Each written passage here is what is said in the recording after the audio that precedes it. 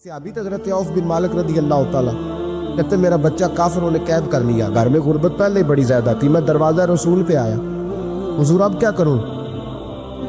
तो कहते नबी पाक ने फरमाया भरोसा अल्लाह की ज़ात पे कर, तवक्कुल अल्लाह की ज़ात पे कर, और घर जाके तस्बीह लेके मियाँ बीवी बैठ जाओ और पढ़ो ला हौला वला कुव्वता इल्ला बिल्लाहिल अलीय्यिल अज़ीम, जाओ पढ़ो जाके। कहते मैं घर बैठा अभी चंद तस्बीहें पढ़ी थी कि दरवाजे पे दस्तक हुई, दरवाजा खोला तो मेरा बेटा दरवाजे पे खड़ा था, पलट के देखा तो 400 बकरियां भी लाया था। वो मैंने कहा बेटा ये कैसे आ गई? कहने लगे अब्बा जी मुझे एक हवेली में काफिरों ने कैद किया हुआ था, मैं बड़ा परेशान था, लेकिन अभी थोड़ा देर पहले पता नहीं क्या हुआ है, मैंने यूं हाथ लाया तो रस्सियां खुल गई, बाहर निकला हूं तो 2-3 बंदों पे नींद का ऐसा गलबा था कि बेहोश होके गिरे हुए थे, 400 बकरियां भी थी, मैंने दरवाजा खोला, बकरियां मेरे साथ दौड़ने लग गई, तो मैं 400 बकरी भी ले आया हूं, पलट पलट के देखता रहा, ऊपर मीलों का सफर हुआ वो आए ही नहीं। तो वालिद कहने लगे बेटा चलो पहले मुस्तफ़ा करीम से जाके पूछ ले, देखे कैसे माली मसले हल होते हैं, हुजूर से जाके पूछे कि हमारे लिए जायज भी है कि नहीं। कहते हैं दरवाजे रसूल पे जाके हम खड़े हुए थे कि नबी पाक ने फरमाया देखा रब करीम का फजल, देखा, फरमाया तेरा बेटा भी आ गया, तेरी गुर्बत का भी हल हो गया है, ये काफिर का माल है, इसे माले गनीमत समझ के इस्तेमाल कर, तेरा ही है। इमाम कुर्तुबी ने लिखा है हज़रत अनस बिन मालिक रज़ी अल्लाह ताला अन्हु कहते एक शख्स हुजूर की बारगाह में आकर या रसूल अल्लाह सल्लल्लाहु अलैहि वसल्लम गुर्बत बड़ी है, बड़ा दुखी हूँ, बड़ा परेशान हूँ। तो हुजूर ने वजीफा बताया, फरमाया जब भी घर जाओ ना घर वालों को सलाम करो। नबी पाक सल्लल्लाहु अलैहि वसल्लम ने फरमाया जब भी घर जा अस्सलाम वालेकुम कह, और 3 दफा सूरत इखलास पढ़ दी। वो सूरत भी वो बताई जो सबको आती है, कुल हुवल्लाहु अहद अल्लाहुस समद लम यलिद वलम यूलद वलम यकुल लहू कुफुवन अहद, 3 दफा ये पढ़ दे। सियाबी बड़े सियाने थे, बड़े मसले हल करते थे हमारे, फटाफट बोल पड़े वो सियाबी, कहने लगे हुजूर मेरी तो छोटी सी फैमिली है, कई दफा बच्चे घर नहीं होते, ननिहाल गए होते हैं, तो फिर क्या करूं? हुजूर ने फरमाया जब घर में कोई ना हो तो अपने नबी पे दुरूद व सलाम पढ़ दे, तेरे नबी का करम तो तेरे घर में होगा। हज़रत अनस बिन मालिक रज़ी अल्लाह ताला अन्हु फरमाते हैं कि हम इंतजार में थे कि बंदा वापस आए और रिजल्ट बताए। कहते हैं वो कुछ दिनों के बाद वापस आए तो अजीब बात की उन्होंने, हमसायों से कई दफा बंदे की नहीं ना इतनी बनती, और कई दफा लगता है कि मेरा हाथ ऊपर ही रह जाए कि मुझसे तगड़े ना हो जाए। कहते वो आए, नबी पाक सल्लल्लाहु अलैहि वसल्लम ने कहा क्या हाल है तेरा? तो अर्ज करने लगे या रसूल अल्लाह सल्लल्लाहु अलैहि वसल्लम वजीफा तो मैंने अपने लिए पूछा था और मेरे तो हमसाये भी अमीर हो गए, हुजूर तो मैंने अपने लिए पूछा था और मेरे दाएं बाएं वाले लोगों को बड़ी बरकत हुई है। तो मेरे महबूब मुस्कुराने लगे, हुजूर फरमाने लगे गोया बरकतें तेरे घर में जब बरसी है तो छिन छिन के उनका फैद अल्लाह ने तेरे हमसायों को भी अता फरमाया। मैंने कई दफा हदीस सुनाई है कि एक सहाबी को नबी पाक सल्लल्लाहु अलैहि वसल्लम ने सरकार ने फरमाया कि जब इसका इंतकाल हो जाए तो मुझे बताना।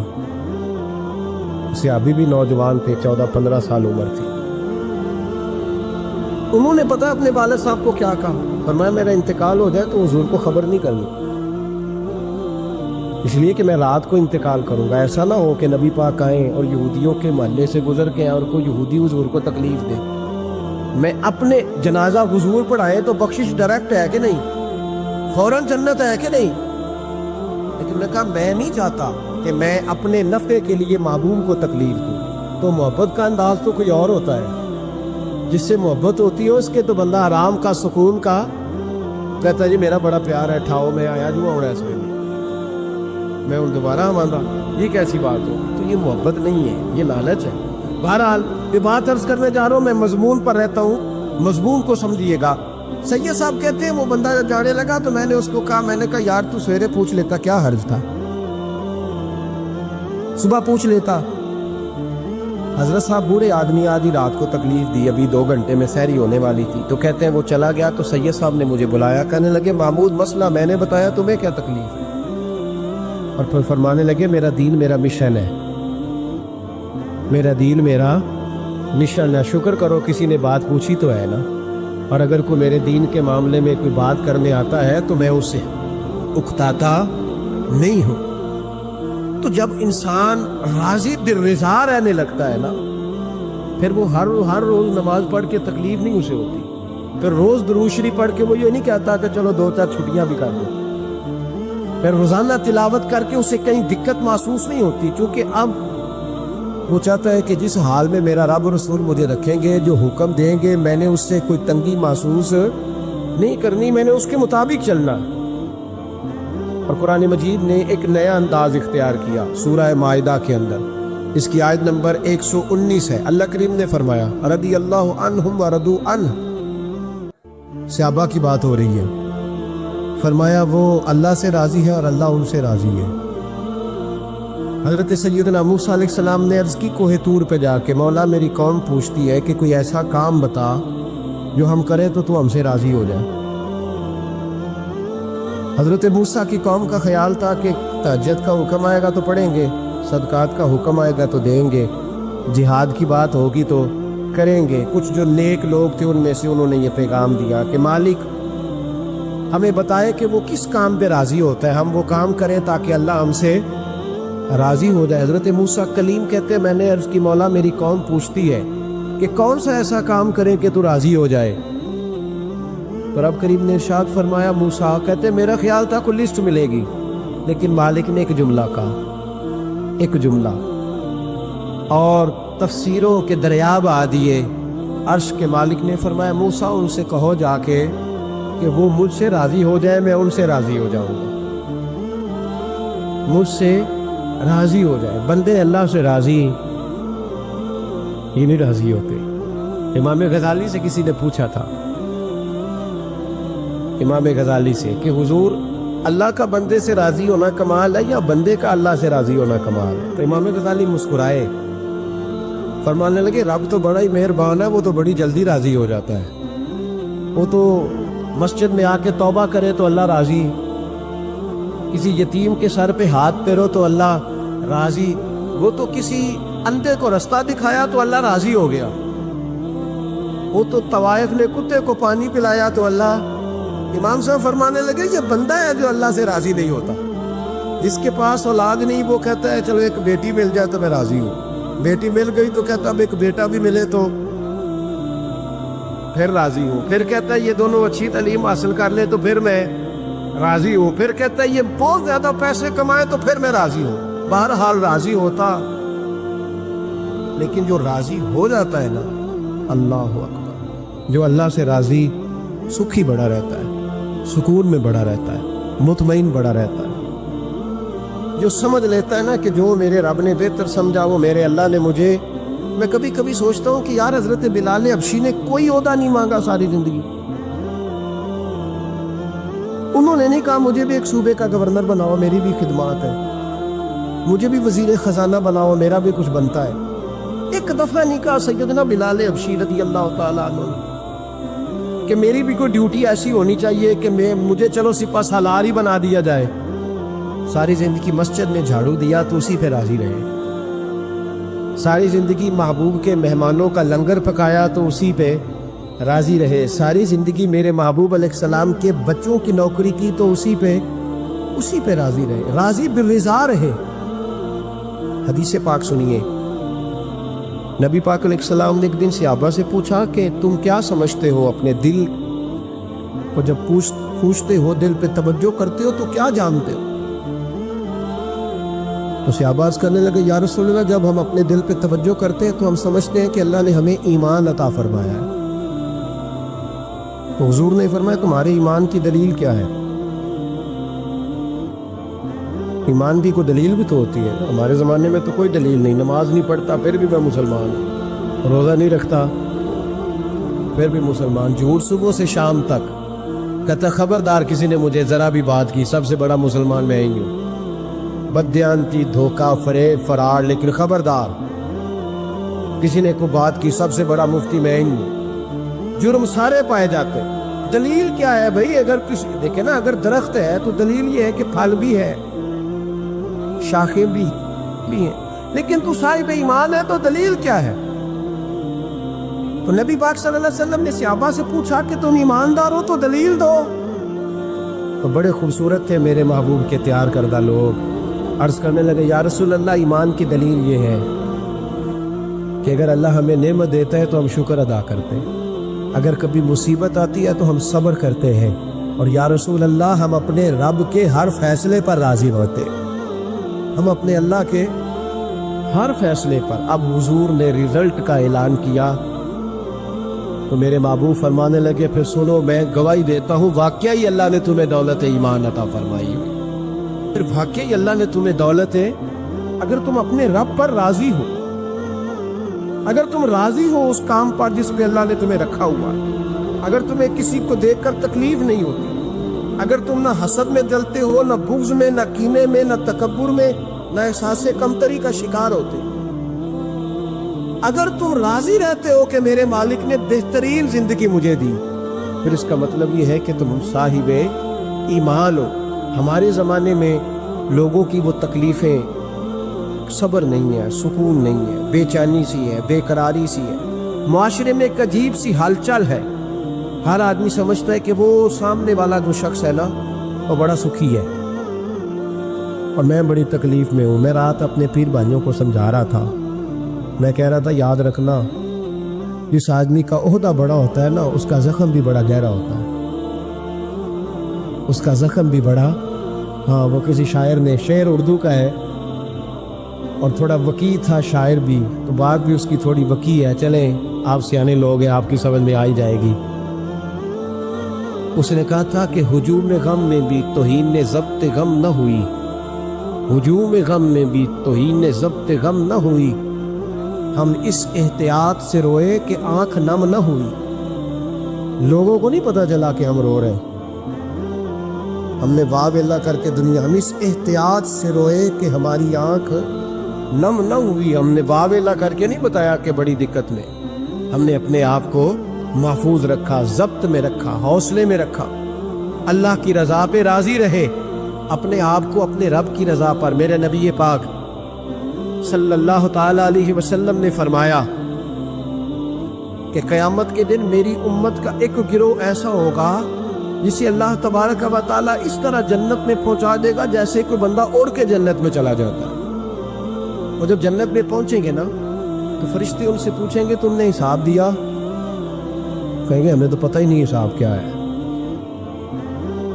پل صراط سے گزرے, کہیں گے خبر ہی نہیں پل صراط کہاں ہے. تو یہاں کیسے آ گئے؟ کہیں گے اللہ کے فضل سے, اللہ کے فضل سے. تو کہا بتاؤ تو صحیح تمہاری نیکی کیا تھی؟ تو کہیں گے دو باتیں تھیں, ایک تو ہم اللہ کے حلال کو حلال جانتے تھے, رب کے حرام کو حرام جانتے تھے, اور دوسرا یہ تھا کہ ہم اللہ کے ہر فیصلے پہ راضی رہتے, اللہ کے ہر فیصلے پہ.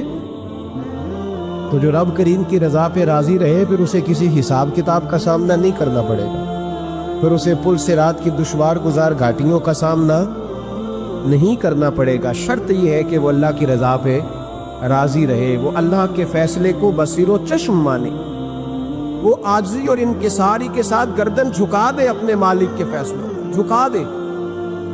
اللہ نے حضرت ابراہیم کو اولاد نہیں دی, پھر زمانے کے بعد دی, پھر دینے کے بعد کہا کہ جاؤ وادی غیر ذی زر ان میں چھوڑ کے آؤ. سخت گرمیاں ہو جائے تو لوگ بچوں کو اسکول نہیں بھیجتے, چھٹیوں کا اعلان ہو جاتا ہے, لیکن حضرت ابراہیم چھوڑ آئے بچہ. اور بچہ, ایک تو بچہ اللہ تعالیٰ روٹین میں دیتا ہے تو اس کی قدر و منزلت اور ہوتی ہے, اور ایک بندہ بڑی دعاؤں التجاؤں خواہشات کے بعد لیتا ہے, اس کی قدر و منزلت. وہ بچہ جو بڑی دعاؤں کے بعد لیا, کا چھوڑ آؤ, کوئی کھانا نہیں, پانی نہیں, دانا نہیں, حضرت ابراہیم چھوڑ آئے. 13 سال اکٹھے رہنے کی اجازت نہ ملی, اور جب اجازت ملی تو کہا اب چھری اٹھاؤ اور بیٹے کی گردن پہ چلا دو. آپ اس کو آسان کام سمجھتے ہیں؟ اتنی تسلیم و رضا, ہر فیصلے پہ راضی ہونا, ہر فیصلے پہ.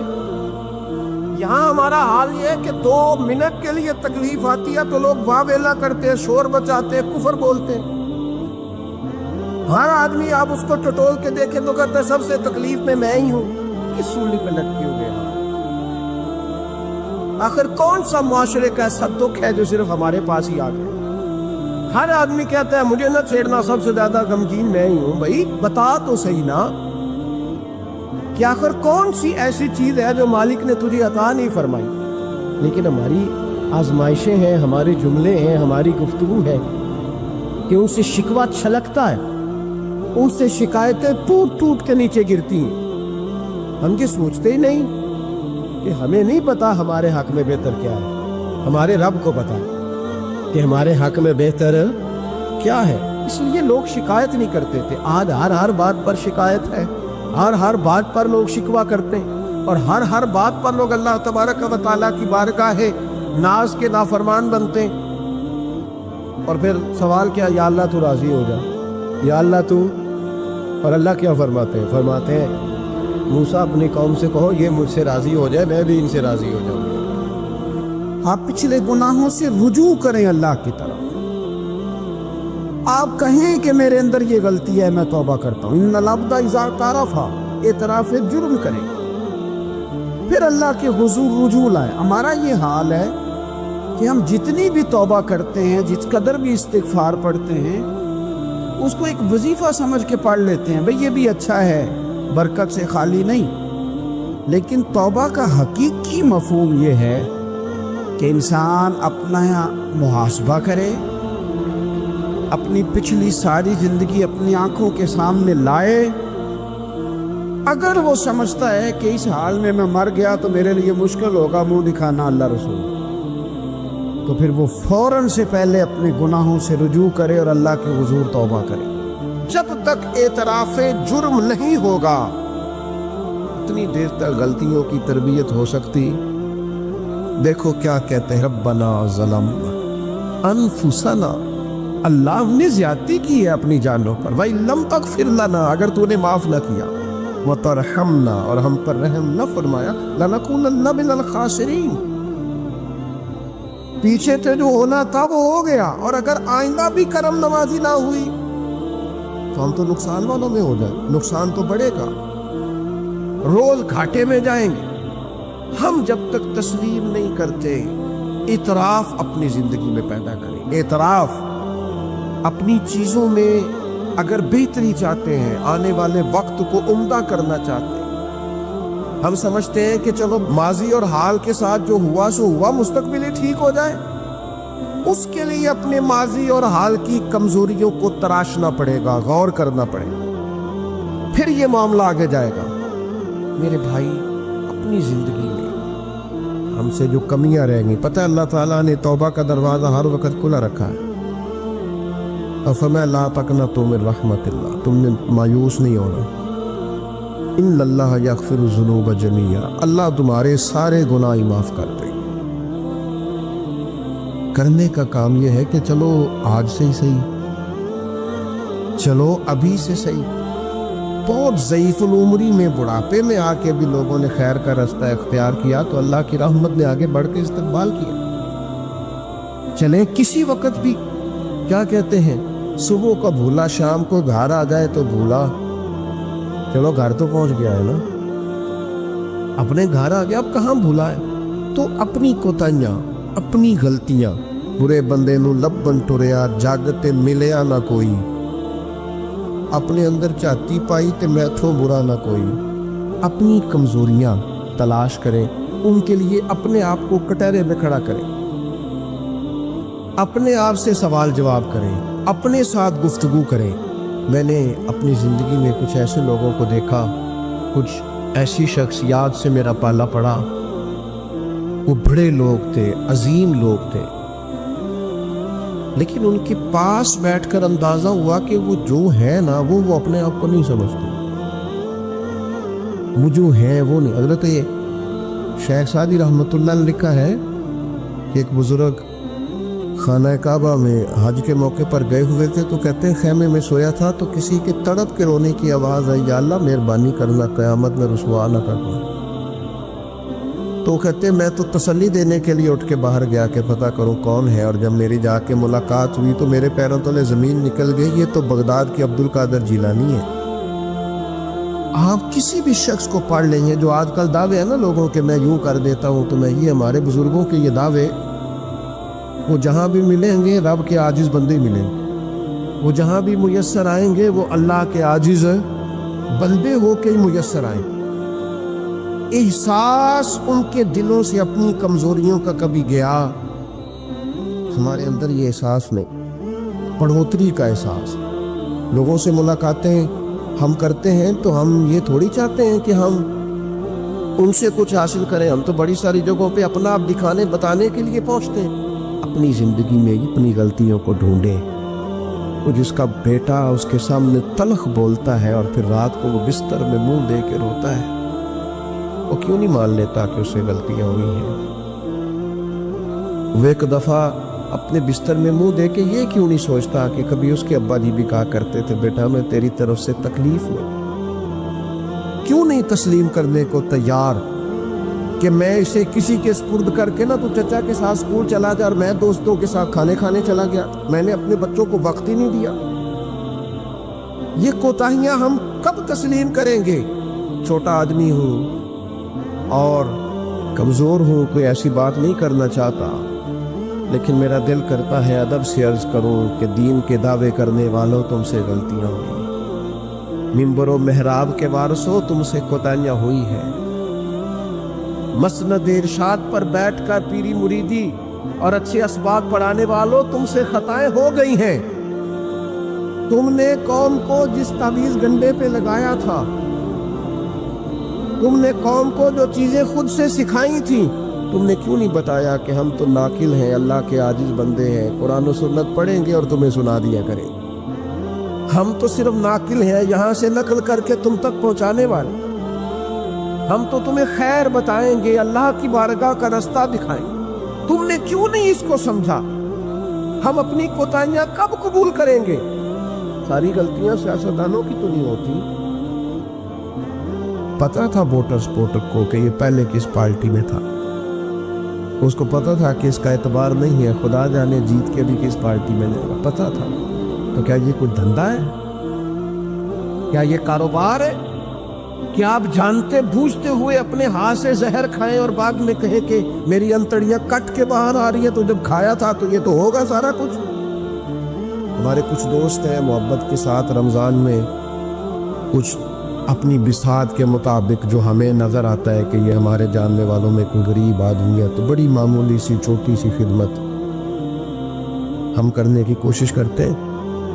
تو میں یہ ایک دو دن پہلے عصر کی نماز کے لیے سیڑھیاں چڑھ رہا تھا مسجد کی، تو ایک بوڑھے نے مجھے آواز دے کے کہا حضرت جی السلام علیکم، اور پھر غریب آدمی تو وہ بات بھی کرتا ہے تو اس کے لفظ بھی کانپتے ہیں۔ میں نے کہا کیا آپ کو پریشانی ہے؟ کہنے لگے بیٹا رمضان چ راشن لبدا ہے، پہلے نہیں لب سکتا۔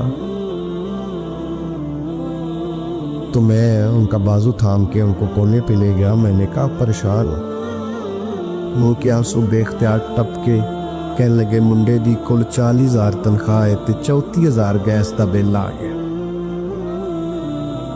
اب یہ ہے کہ اس کو مینج کرنا۔ اقبال نے کہا تھا تو خالق و مالک ہے مگر تیرے جہاں، اللہ کی بارگاہ میں کہا مالک تو قادر و عادل ہے مگر تیرے جہاں میں ہے تلخ بہت بندہ مزدور کے اوقات۔ اللہ تیری حکمتیں ہیں، تو ہی بہتر جانتا ہے، ضرور کوئی حکمت ہوگی لیکن بعض لوگ تکلیف میں کیسے مینج کریں؟ کیوں نہیں اپنی غلطیاں مانتے؟ ہم نے غلط لوگوں کو سپورٹیں کی ہیں، ہم نے بس یہ دیکھا ہے کہ وہ میرے گھر آیا ہے، مجھے بھی چودھری مانتا ہے چھوٹا سا، لہذا پیچھے لگ گئے۔ کون اشک شوئی کرے؟ اور پھر یہ تو میں نے ایک مثال دی ہے نا، یہ جانے کس کس کے ساتھ یہ معاملہ ہے اور کس کس انداز میں یہ معاملہ ہے۔ میرے عزیز، اعتراف جرم، اپنی غلطی کا احساس، یہ نعمت اگر ہمیں میسر آئے، کسی بھی سیاسی جماعت کا کوئی آدمی بھی ٹی وی پر آتا ہے اور وہ جب انٹرویوز دینے شروع کرتے ہیں تو کیا ہر پارٹی کا سربراہ معاذ اللہ معصوم ہے؟ ان سے غلطیاں نہیں ہوتی؟ کیوں نہیں آپ اعتراف کرتے کہ یہاں ہمارا لیڈر بھی بولتا ہے، خطا کرتا ہے؟ کیوں آپ اخلاقی جرت کا مظاہرہ نہیں کرتے؟ آپ اس طرح دفاع کرتے ہیں کہ جیسے اس میں کوئی کمی ہے ہی نہیں۔ ہمارے اسا فرمایا کرتے تھے خدا بننے کا شوق نہ پیدا کرو، انسان رہو۔ رب نے تمہیں انسان بنایا، وہ تمہیں انسان دیکھنا ہی پسند فرماتا ہے۔ یہ کیا تم نے دعوے شروع کر دیے؟ غلطی کوئی نہیں ہوتی، یہ کیسے ہو سکتا ہے وہ غلط فیصلہ کرے؟ آپ مانیں بندے کی توبہ اللہ کب قبول کرتا ہے؟ مشکات میں حدیث ہے سیدہ عائشہ صدیقہ سے، حضور فرماتے ان العبد اذا اعترف، یہ لفظ ہے سرکار کے، اس پر غور کی، فرمایا بے شک جب بندہ اعتراف جرم کرتا ہے رب کی بارگاہ میں بیٹھ، وہ مان جاتا ہے یا اللہ یہ مجھ سے بھول ہو گئی، میں نفس کے ہاتھوں مجبور ہو گیا، یہ مجھ سے غلطی ہو گئی، شیطان نے ان العبد اذا اعترف، بے شک جب وہ رب کی بارگاہ میں اعتراف جرم کرے، ثم تاب، پھر توبہ کرے، تو تاب اللہ علیہ، اللہ فوراً اس کی توبہ کو قبول فرما لیتا ہے۔ لیکن وہ اعتراف جرم ہی نہ کرے، وہ اپنی خطائیں ہی تلاش نہ کرے، وہ کسی جگہ ماننے کو تیار نہ ہو۔ اعتراف کرنا یہ اعلیٰ درجے کے لوگوں کا کام ہے، مان جانا یہ بلندی اخلاق والے لوگوں۔ ہم سے کوتاہیاں ہو گئی، میں آپ کی خدمت میں ادب سے عرض کروں گا، زندگی میں بہت ساری چیزوں سے پرہیز بڑا ہی ضروری ہے، اس لیے اپنی ذات کے طواف سے پرہیز بھی بڑا ہی ضروری ہے۔ اپنی ذات میں الجھ کے زندگی نہیں گزار، میں سمجھدار ہوں، میں بڑا سمارٹ ہوں، اور دیکھو میری تدبیر سے میرا نظام بڑا اچھا چل رہا ہے، میری حکمتیں بڑی کامیاب جا رہی ہیں، دیکھو میں نے جو سوچا تھا اس کے مطابق منصوبہ بندی ٹھیک ہے، میں کئی لوگوں پر سبقت لے جا چکا ہوں، میں آگے بڑھ چکا ہوں۔ یہ ذات کا طواف ہے، اپنی ذات کے طواف سے نیچے اتر کر سوچ لیں اور دو چیزیں اپنے ذہن میں بٹھا لیں، طے کر لیں، زندگی روحانیت کی طرف بڑھنے لگی۔ ایک یہ چیز اپنی ذہن میں بٹھا لیں کہ میرے اندر زندگی میں جو کمیاں کمزوریاں رہ گئیں وہ میری وجہ سے، اور اگر کوئی خیر ملی ہے تو وہ محض اللہ کے فضل کی وجہ سے، میری طاقت کے سبب کچھ نہیں ہے، محض فضل الہی۔ یہ دو چیزیں جب بندے میں پیدا ہوتی ہیں تو اس کی روحانیت مضبوط ہوتی ہے، ورنہ تو اپنی ذات کے چنگل سے لوگ آزاد ہی نہیں ہوتے۔ اعتراف، حضرت ماعز بن مالک رضی اللہ تعالیٰ عنہ نے آ کے عرض کی حضور بہت بڑا جرم ہو گیا، نبی کریم نے توجہ ہی نہیں کی، پھر عرض کی حضور بھول گیا تھا، سرکار نے رخ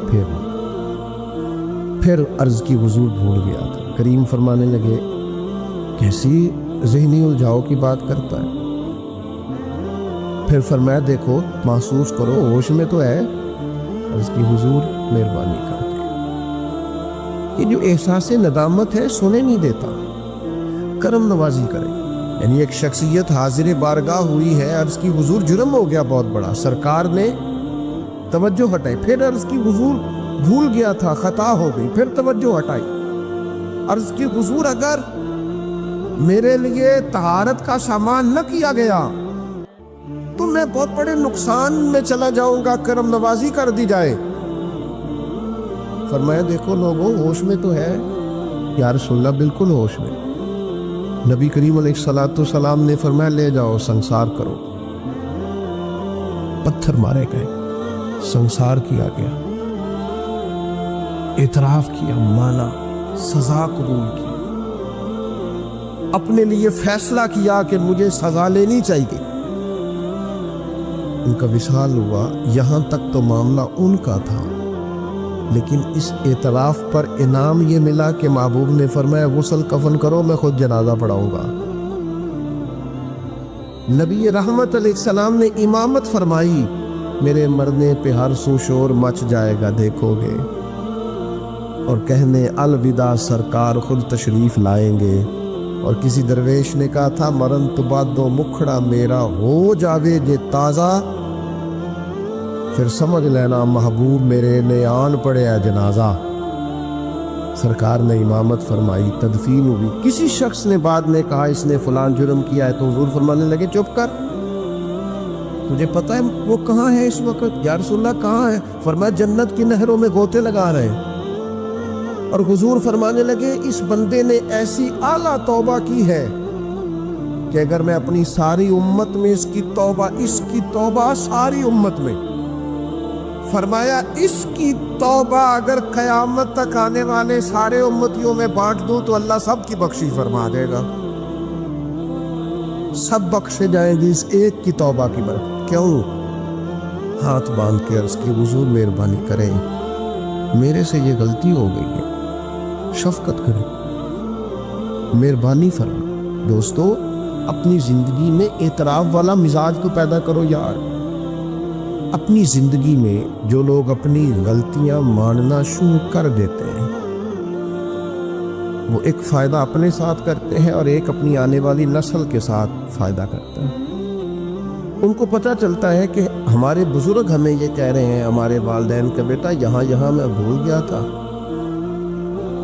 اور میری اس غلطی کی بنیاد پر مجھے یہ نتائج بھگتنا پڑے اور بہت ساری چیزوں پر میں بہت سارے لوگوں سے پیچھے رہے۔ یہ خطا نہ کرنا زندگی میں، لیکن وہ ہمیں اپنی تعریفیں سنانے سے فرصت ملے تو اپنی غلطیوں کی طرف جائے۔ ہمیں آئینہ ہر روز ہمارا ہی حسن ہمیں ہی دکھاتا رہتا ہے۔ اگر ہمیں کہیں کوئی کمزوری نظر آئے تو تب ہے نا۔ صوفیاء کرام کے سرخیل ہے حضرت مجدد الفسانی رحمت اللہ علیہ، تو شیخ سے کسی نے کہا خوش بخت انسان کون ہوتا ہے؟ تو مجدد صاحب فرمانے لگے جسے اپنی غلطیاں نظر آنی شروع ہو جائیں۔ خوش بخت ہے وہ آدمی جس کو اپنے گریبان میں منہ ڈالنے کا شوق پیدا ہو، خیال آئے تو اس کی تربیت شروع ہو جاتی۔ لیکن جو ہر بات، میں ایک چھوٹی سی بات آپ کی خدمت میں عرض کروں، میں آپ اس سے اختلاف کر سکتے ہیں، میرا تجربہ یہ ہے، میں نے تعلیمی زندگی گزاری ہے، میرا تجربہ یہ ہے کہ جو نہیں نہ پڑھا اپنی وجہ سے نہیں پڑھا، کہے بعد میں وہ کہ جو خاندانی مسائل بڑے تھے، مجبوریاں بڑی تھی گھر کی، کہے جو جس نے کہنا ہے کہے، اور میں یہ بات ماننے کو تیار نہیں ہوں، اس لیے کہ میں نے اپنی زندگی میں دیکھا جنہوں نے پڑھنا تھا نا وہ پارٹ ٹائم جاب بھی کرتے تھے اور پڑھائی بھی کرتے تھے۔ وہ میں خود ہم دوست جایا کرتے تھے، اب تو میں نے کبھی یہ سنا بھی نہیں، لیکن یہ جو لوگ بڑی عمر کے ہیں انہیں پتہ ہوگا، آدھی قیمت پر کتابیں مل جاتی تھی اور پھر اس کو جا کے دوبارہ بیچ کے آتے تھے، وہ پھر 25% قیمت ملتی تھی اس کی اگلے سال۔ تو اس طرح سے سمٹے ہوئے خرچوں میں اور اس طرح اخراجات کی کفایت شاری میں لوگ پھٹیوں پر بیٹھ کے پڑھتے رہے، اور بہت ساری مائیں بستہ لے کے دینے کی پوزیشن میں نہیں ہوتی تھی، تکیے کے غلاف میں پہنی ہوئی کتابیں، اور 3 دوستوں نے مل کے ایک چٹائی خریدنے کا پلان بنا لیا، اس پر بیٹھے ہوئے اور پھر ایک دوات کے ساتھ 3 قلم اسی دوات میں ڈبو کر وہ اپنا اپنا کام کرنے والے، اور ایک دوسرے پر احسار بھی کیا جا رہا ہے، تو پین میں سیاہی بھرنے کا احسار کیا جا رہا ہے، کسی کو دی بھی جا رہی ہے تو کہا تھوڑی گاچی دے دو تاکہ میں بھی اپنی پھٹی کو صاف کر لوں۔ لیکن یہ پڑھتے پڑھتے لوگ چھوٹی کتابوں پہ پڑھتے پڑھتے انہوں نے بڑے بڑے انقلاب برپا کر دیے۔ ہم یہ دیکھتے رہے، اپنی کمزوریوں کی وجہ سے لوگ پیچھے رہ گئے جو رہ گئے، ورنہ جن لوگوں نے تھوڑی سی بھی توجہ کی اللہ تعالیٰ نے ان کی مدد فرمائی۔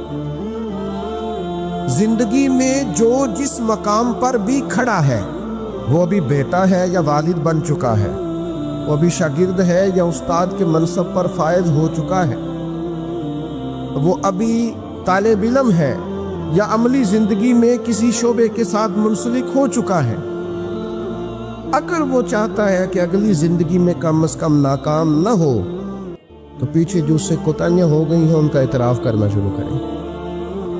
ضروری نہیں اس کے پوسٹر چھپائے اور لوگوں کو بتائے، وہ اپنے آپ سے تو گفتگو کرے، اپنے رب کے حضور تو حاضر ہو کے اپنی غلطیوں کو مانے، وہ تسلیم تو کرے کہاں کہاں اس سے خطائیں رہ گئی ہیں، کہاں کہاں اس سے غلطیاں رہ گئی، کہاں کہاں وہ بھول گیا، کہاں کہاں اس نے سمجھنے میں اور اپنا شعور بلند کرنے میں دیر کر دی۔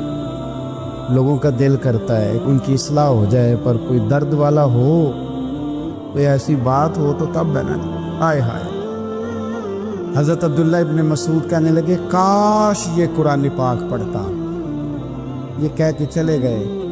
باہر وہ نکلا نا، جب سارے لوگ باہر نکلے اس معاذ اللہ بری مجلس سے، چیم گوئیاں ہو رہی تھی کہ آج تو یہاں حضرت عبداللہ ابن مسعود بھی آئے تھے۔ تو زازان سے کسی نے کہا کہ آج نا حضرت عبداللہ ابن مسعود نے تیری آواز سنی، تیری آواز۔ تو وہ کہہ رہے تھے کاش اتنی سونی آواز سے قرآن پڑھتا تو مزہ آتا، کاش۔ وہ کہنے لگا نبی پاک کے صحابی نے میرا نام لیا ہے، گویا ہو کے میرا ذکر کیا ہے۔ حضرت عبداللہ ابن مسعود نے میرا نام لے کے کہا ہے کہ کاش میں قرآن پڑھتا، اور میرے لیے کہا مصطفیٰ کے صحابی نے، حضور سے قرآن سیکھنے والے کی خواہش ہے کہ میں قرآن پڑھوں۔ دوڑے گئے، کدھر ملیں گے عبداللہ ابن مسعود؟ فلاں فلاں جگہ غسل کیا، وضو کیا، پیروں میں لگ گئے جا کے، کہنے لگے سونیا جس کے قرآن پڑھنے کی تعریف مدینے والے کریں وہ میرے بارے میں کہے کہ مجھے قرآن پڑھنا چاہیے تھا، آج سے میں نے ٹھوکر ماری سارے گانوں کو، سکھاؤ مجھے قرآن، میں قرآن ہی پڑھا کروں، میں قرآن پڑھوں گا، میں پڑھ پڑھ کے سناؤں، لوگ میری زبان سے اللہ کے کلام کی تلاوت سنا کریں گے۔ کوئی بیٹھا ہوا مجھے دور دعا دیتا ہے، میں ڈوبتا ہوں سمندر اچھال دیتا ہے، کوئی تو ہو نا جو کہے، کوئی تو ہو۔ فرمانے لگے بس ہو گئی حضور، آپ دیکھیں گے میں قرآن ہی پڑھوں گا، میری زبان سے اب اللہ کی کتاب کی تلاوت ہی ہو گئی، طے ہو گئی بات۔ تو کسی نے نصیحت لینی ہے توبہ کے لیے تو ایک جملہ بھی کافی ہے۔ غلط ہے جو قربانی دینا سیکھ جاتا ہے نا، یزید نے کوئی قربانی نہیں دی، اس لیے کوئی شخص بھی کھڑا ہو کے نہیں کہتا، حالانکہ 14-15 بیٹے تھے یزید کے، کوئی بھی کھڑا ہو کے نہیں کہتا میں اس کی نسل میں سے ہوں۔ امام حسین نے ساری قربانی دے دی، ایک زین العابدین بچے تھے، پوری دنیا میں اللہ نے سید عطا فرمائے ہوئے ہیں۔ جو قربانی دینا سیکھ جاتا ہے وہ بھٹ جاتا ہے۔ ہم نا قربانی کیا، ہمارے پاس تو اضافی شے ہے وہی دینے کو تیار نہیں۔ جب آپ تیار ہی نہیں تو سودا ہی نہیں کر، آپ نکلے ہی نہیں میدان میں تو حاصل کیسے ہو؟ حصول تو تب ہوگا نا جب آپ کوئی انویسٹمنٹ کریں گے، تو آپ انویسٹ ہی نہیں کر رہے تو بھائی آپ نے پودا ہی نہیں لگایا تو پھل کیسے ملے؟ قربانی نہیں دی تو وہ درجہ کیسے ملے؟ اس کے لیے تو قربانی ضروری ہے۔ اب تمام صحابہ کی زندگی پڑھ لے، حضرت ابو بکر سے لے کر حضرت بلال تک، یہ سارے قربانی والے ہیں۔ آپ تمام اولیاء کی صفت پڑھ لیں، اگر غوث اعظم، جیلانی، داتا علی اجویری، خواجہ معین الدین، یہ سب قربانی والے لوگ ہیں، قربانی دیتے رہے تو بچے ہوئے ہیں۔ ان کے جو ساتھ تھے وہ بھی قربانیوں والے تھے۔ قربانی حصہ ہے طریقت کا، قربانی ضروری ہے، اور ہمارے صوفیاء تو کہتے ہیں جس شخص نے تصوف میں آ کے قربانی نہیں دی، بزرگوں کے پاس ایک شخص آیا، غالباً خواجہ نظام الدین محبوب الہی کی بات ہے، میرے ذہن میں نام پورا نہیں سما رہا، تو ایک مرید نے آ کے کہا حضور زکوٰۃ کتنی دینی ہے؟ فرمایا 2.5%۔ تھوڑی دیر کے بعد حضرت نصیر الدین چراغ دہلوی آ گئے، کہا حضور اللہ کے راستے میں کتنے دینے ہیں؟ فرمایا 50%۔ ایک ساتھی قریب بیٹھا تھا، اس نے کہا پہلے کے لیے 2.5% کا فتویٰ تھا، اس کو کہہ دیا دے دے۔ چند منٹ گزرے تو حضرت امیر خسرو بھی آ گئے، کہا حضور زکوٰۃ کتنی دینی ہے؟ فرمایا جو ہے سارا ہی لے آ، تیری 100% ہے۔ تو اس ساتھی جو قریب بیٹھے تھے اس نے کہا بابا فتوے علیحدہ ہیں۔ فرمایا فتویٰ ایک ہی ہے، بندے علیحدہ ہیں، فتویٰ ایک ہی ہے، مجھے پتہ ہے کون کتنے دے سکتا ہے، وہ جس کو میں نے 2.5% کہا ہے وہ بھی جا کے حساب کتاب کرے گا، اس نے 2.5 بھی پورا نہیں دینا۔ اور فرمایا جس امیر خسرو کو میں نے کہا نا سارا لے آ، اس کا دل کرے گا میں اپنا مکان بھی توڑ کے لے آؤں۔ میں نے فتویٰ ایک ہے، بندہ دیکھ کے بات کی ہے۔ بھائی قربانی نہیں ہے، اظہار ہی نہیں ہے، جذبہ ہی نہیں ہے، ہمارا مزاج ہی نہیں ہے، لیکن نا یہ اب ایک تو شریعت کی قربانی ہے نا یہ، تو اس پہ بھی لوگ بڑا سوچیں گے، اس پہ بھی لوگ بڑا سوچیں گے، فتوے پوچھتے پھریں گے کہ جی میرے اوپر تو ابھی میں نے تو 15,500 قرضہ دینا، دوں کہ نہ دوں، کون سی دوں، فتوے پوچھیں گے، دینے کی دفعہ فتوے پوچھیں گے اور لینے کی دفعہ छुट्टी जो आता है आने दो। कभी लेने की दफ़ा भी फतवा पूछना साहब कि ये मुझे इतना माल आ रहा ले लूँ कि ना लूँ। वो ले लिया, काबू कर लिया, जब देने की बारी आई तो फतवा एसार करे।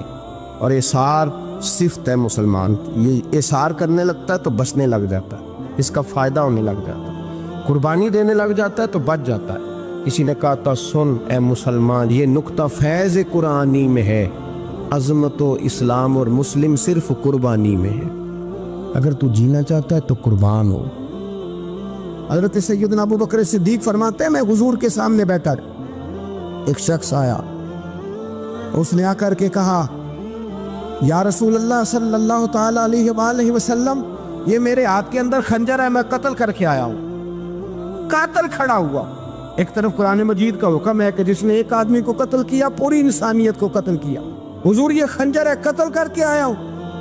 मेरे मुस्तफ़ा ने फरमाया किसको कत्ल किया? अर्ज़ की हुजूर सगी बहन को मारा है। सगी बहन थी, मैंने कत्ल कर दी। मेरे नबी पाक सल्लल्लाहु अलैहि वसल्लम ने फरमाया क्यों मारा? प्यार नहीं था? कहा मुबा बहन से किसको प्यार नहीं होता, बड़ा प्यार था, पर मारा क्यों?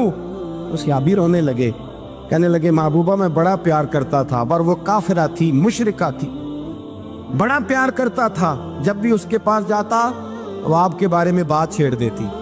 मैं उसको कहता सारा कुछ कर ले, मेरे नबी के बारे में बात मैं कर लूं। मैं हर शय सह लेता, पर मुस्तफ़ा करीम की ज़ात के बारे में मैं कोई बात बर्दाश्त करने की ताकत नहीं रखता। ये वाला जुमला ना कहना। मैं उसको रोकता, मना करता, वो बाज ना आती। कहते हैं आज उसने इतनी सख्त बात की कि मैं उसका गला काट आया हूँ, कत्ल कर दिया है। हुजूर मेरे लिए हुक्म क्या है? तो नबी पाक ने फरमाया जा, तेरे ऊपर कोई सजा नहीं, तूने जो किया है अच्छा ही किया है, ये अच्छा कर डाला है जो तूने किया है। एक सहाबी नाबीना थे, आंखों से नजर नहीं आता था, रिश्ता कोई नहीं देता था, माजूर आदमी थे, निकाह हुआ, शादी हुई, 2 बेटे दिए अल्लाह, घर बस गया, बीवी कपड़े धो के देती, खिदमत करती, रोटी पका के देती, बच्चे बड़े हसीन थे। और वो सहाबी खुद फरमाते हैं, नाबीना सहाबी कहते मोतियों की तरह के मेरे बच्चे, जो भी आता आके कहता तेरे मोतियों की तरह के लाल हैं। लेकिन आप फरमाते हैं एक सुबह ऐलान हो गया, मदीने में शोर हो गया, कुछ नाबीना सहाबी की बीवी कत्ल हो गई, किसी ने खंजर के दबाया, मर गई है। कहते हैं उसके लवाहिकीन इकट्ठे हुए, दरे रिसालत माप पे आए, आगे कहने लगे हुजूर हमारा कातिल ढूंढ के दे, हमारी बेटी को किसने मारा? मेरे रसूल पाक ने मजमे पे नजर डाली, फरमाया भाई मुझे कहने की जरूरत ना पड़े, अगर कातिल मौजूद है तो खुद उठ जाए। खुद उठे, वो नबीना सहाबी बीच में से उठ के खड़े हो गए, कहने लगे सोनिया कातिल कोई बाहर नहीं, मैं खुद कातिल हूँ, मैंने मारा है, मैं कातिल हूँ, मैंने मारा है। मुस्तफ़ा करीम सैयद आलम सल्लल्लाहु अलैहि वसल्लम ने फरमाया तुझे तो उसकी बड़ी जरूरत थी, बड़ी हाजत थी, तेरी बीवी थी, तेरा घर संभालती थी, तेरे बच्चे थे। सहाबी अर्ज करने लगे हुजूर सारा कुछ ठीक था, पर वो आपकी बेअदब थी। हुजूर उसके आने से मेरा घर बस गया, रोटी पकने लगी, कपड़े मिलने लगे, औलाद होने लगी, मैं दुनिया पे आ गया। लेकिन महबूबा मैंने वो सुख क्या करने हैं जो तेरी बेअदबी पर तामीर किए जाएं। या रसूल अल्लाह मुझे क्या हाजत उस चीज की, इसमें आपका प्यार ही ना हो। या रसूल अल्लाह आपकी मोहब्बत ही ना। हुजूर मैंने कत्ल कर डाला है, मुझे बीवी नहीं चाहिए, मुझे वो वाली चाहिए जिसकी जुबान पर रसूलुल्लाह के नाम के तराने हो, जो हुजूर की महफिल करने वाली हो, नात पढ़ने वाली हो, जो नबी पाक अलैहिस्सलाम की अज़वाज का, औलाद का, बेटियों का जिक्र करने वाली। मुझे वो बीबी नहीं चाहिए जो बीबी बेअदबी करे। मेरे नबी पाक सल्लल्लाहु अलैहि वसल्लम ने महल्लेदारों से पूछा, फरमाया बात इसकी ठीक है? कहा हुजूर वाकई बेअदब थी। नबी पाक ने फरमाया उठो फिर चले जाओ, इसने इंसान नहीं मारा, इसने गुस्ताखे रसूल को मारा है, इसने एक गुस्ताखे रसूल को मारा है। भाई याद रखे नबी पाक का प्यार ईमान का हिस्सा है, इसमें कोई कंप्रोमाइज नहीं। हजरत अबू उबादा बिन जर्राह ने मैदान के अंदर अपने बाप को कत्ल किया, बाप को मारा। हुजूर सैयद आलम सल्लल्लाहु अलैहि वसल्लम ने कहा अबू उबादा तूने बाप ही मार दिया है। कहा हुजूर बाप नहीं चाहिए, रसूलुल्लाह का वफादार चाहिए। हुजूर वफादार चाहिए। नबी पाक सल्लल्लाहु ताला अलैहि वसल्लम की मोहब्बत असले दीन है, असले दीन। सहाबाए किराम ने हर चीज से बढ़कर रसूल पाक से प्यार किया, हर चीज से बढ़कर। भुला दी दुनिया सारी उन्होंने, लेकिन रसूल पाक सैयद आलम सल्लल्लाहु अलैहि वसल्लम का प्यार उन्होंने अपने दिल से नहीं बुलाया, اپنی اولادیں لا کے حضور کی خدمت میں پیش کر دی، اپنے بچے لا کر پیش کر. حضرت عائشہ صدیقہ رضی اللہ تعالیٰ عنہ فرماتی ہیں ساری زندگی ابو بکر صدیق نے ڈانٹا نہیں. میرا باپ رفیق تھا، شفیق تھا، مہربان تھے، کوئی کبھی انہوں نے سخت گھورا بھی نہیں ہماری طرف. لیکن کہتے ہیں ایک دن میں حضور کے ساتھ گفتگو کر رہی تھی، بچی تھی، میری آواز ذرا بلند ہوئی تو کہتے ہیں جناب ابو بکر صدیق رضی اللہ تعالیٰ عنہ باہر سے دوڑے آئے، اندر آئے، حضرت ابو بکر نے تھپڑ اٹھایا، میرے منہ پہ مارنے لگے. حضور آگے بڑھے، بچایا. میں نے کہا ابا جی آپ نے تو گھورا بھی کبھی نہیں، یہ کیا ہوا؟ حضرت جناب عائشہ صدیقہ کہتے ہیں ابو بکر صدیق رو پڑے، کہنے لگے عائشہ میرے اوپر سے پہاڑ بھی گزر جائیں تو مجھے تکلیف نہیں ہوتی، اور میرے مصطفیٰ کے سامنے کوئی اونچا بولے بھی تو میرا دل ٹوٹ جاتا ہے. خبردار، حضور سید عالم حضرت عمر کا زمانہ تھا. کچھ لوگ آئے کہیں اور کے رہنے والے، مسجد نبی میں اونچی آواز میں بولنے لگے، اونچی آواز میں باتیں کرنے لگے. حضرت عمر نے بلایا، فرمایا ادھر آؤ، کون ہو، کہاں سے آئے ہو؟ کہنے لگے کوئی شام کا ہے، کوئی کسی ملک کا ہے. آپ فرمانے لگے تمہیں پتہ نہیں یہ روضہ رسول ہے؟ تمہیں پتہ نہیں یہ حضور کی مسجد ہے؟ لا ترفعوا اصواتکم فوق صوت النبی، تمہیں خبر نہیں تم کہاں آئے ہو؟ فرمایا اگر تم مدینے کے رہنے والے ہوتے میں تمہیں دھروں سے مارتا، تمہیں سلا دیتا. تمہیں ادب رسول کا نہیں پتا؟ تمہیں رسول اللہ صلی اللہ علیہ وسلم کے طریقے کا نہیں پتا؟ نبی پاک صلی اللہ علیہ وسلم کے وجود سے خون نکلا. حضور نے حضرت عبداللہ بن زبیر سے کہا ٹھکانے لگا دو، جاؤ ٹھکانے لگا دو، ایسی جگہ لگاؤ جہاں کسی کی نظر نہ پڑے. خون بہتا ہوا خون حرام ہے، قرآن پاک نے بیان کیا ہے. کہا ٹھکانے لگا دو. حضرت عبداللہ بن زبیر باہر نکلے اور حضور کا جو خون تھا وہ پی گئے. حضور نے کہا تھا پی لینا، کیا کہا تھا؟ ٹھکانے لگا دو، پی گئے. واپس آئے تو مصطفیٰ نے فرمایا کہاں ٹھکانے لگایا؟ کہا یا رسول اللہ ایسی جگہ جہاں کسی کی نظر نہیں پڑے گی، ایسی جگہ جہاں کسی کی نظر نہیں پڑے گی. حضور نے فرمایا پی گئے ہو؟ کہا حضور پی گیا ہوں. فرمایا جاؤ، نبی کا وعدہ ہے تمہارے وجود کو جہنم کی آگ چھوئے گی بھی نہیں. ہم وہ والا پیار کرتے ہیں جو حضور نے کہا ہے. حضرت ام ایمن نبی پاک کی دائی تھی، حضور کی رضائی والدہ تھی. سرکار کی طبیعت مبارک علیل ہوئی تو حضور نے نا، ویسے نبی پاک جب پخانہ کرتے تھے نا تو حضرت عائشہ صدیقہ فرماتی ہیں حضور کے پخانے سے کستوری سے بھی زیادہ خوشبو آیا کرتی. اور آپ حضرت انس بن مالک فرماتے ہیں حضور کھیتوں میں پخانے کے لیے جاتے، میں ساتھ جاتا.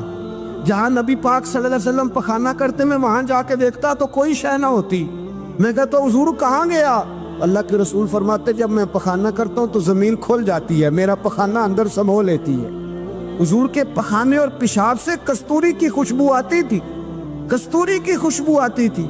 حضرت ام ایمن رضی اللہ تعالیٰ عنہ کہتی ہیں حضور نے پیشاب کیا، طبیعت مبارک علیل تھی تو لکڑی کے ایک برتن میں حضور نے پیشاب کیا اور کہا اماں جی اس کو باہر رکھا ہے، کہیں باہر ٹھکانے لگائیں.